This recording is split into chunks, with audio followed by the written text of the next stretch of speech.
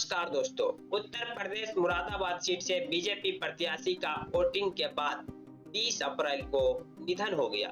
उन्होंने दिल्ली के एक निजी अस्पताल में अपनी अंतिम सांस ली।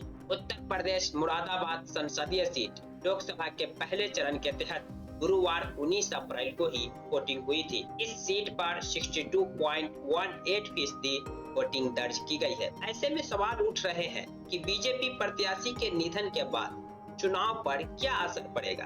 क्या चुनाव रद्द होगा या फिर उपचुनाव होगा। काउंटिंग में मृतक उम्मीदवार को ज्यादा वोट मिलने पर क्या होगा। चलिए जानते हैं कि किसी प्रत्याशी के निधन के बाद चुनाव करवाने के क्या नियम है। वोटिंग के बाद किसी भी प्रत्याशी के मृत्यु होने के बाद सीधे चुनाव रद्द नहीं किया जाता। नियम के मुताबिक पहले काउंटिंग का इंतजार किया जाता है। अगर काउंटिंग में मृतक प्रत्याशी को ज्यादा वोट मिलते हैं और वो चुनाव जीत जाता है तो इसके बाद नियमों के मुताबिक इलेक्शन कमीशन चुनाव को रद्द कर देता है और फिर उस सीट पर उपचुनाव कराया जाता है। वहीं अगर मृतक उम्मीदवार की हार हो जाती है तो चुनाव रद्द नहीं किया जाता है। जिस उम्मीदवार को चुनाव में जीत मिलती है उसे ही विजेता मान लिया जाता है।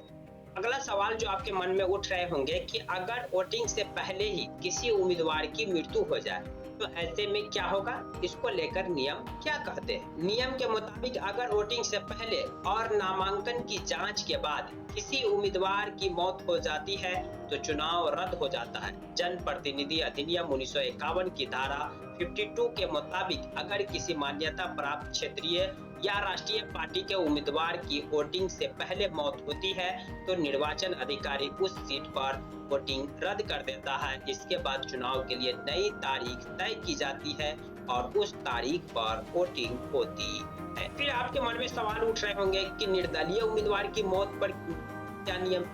अगर मतदान से पहले किसी निर्दलीय उम्मीदवार या गैर मान्यता प्राप्त पार्टी के उम्मीदवार की मौत होती है तो चुनाव रद्द नहीं किया जाता। वहीं अगर वोटिंग के बाद निर्दलीय प्रत्याशी की मौत होती है और वो चुनाव जीत जाता है तो ऐसी परिस्थिति में चुनाव रद्द कर दिया जाता है और फिर चुनाव करवाया जाता है। अगला सवाल, नामांकन से पहले किसी प्रत्याशी के मौत पर क्या होगा। अगर नामांकन से पहले किसी उम्मीदवार की मौत हो जाए तो ऐसे में राजनीतिक दल उस सीट से किसी दूसरे उम्मीदवार को खड़ा कर सकते हैं। उदाहरण के तौर पर समाजवादी पार्टी ने 30 जनवरी को संभल लोकसभा सीट से शफीकुर रहमान वर्क को टिकट देने का ऐलान किया था। हालांकि नामांकन से पहले ही 27 फरवरी को उनका 94 साल की उम्र में निधन हो गया। इसके बाद पार्टी ने संभल सीट पर उनके पोते जियाउर रहमान वर्क को टिकट दे दिया।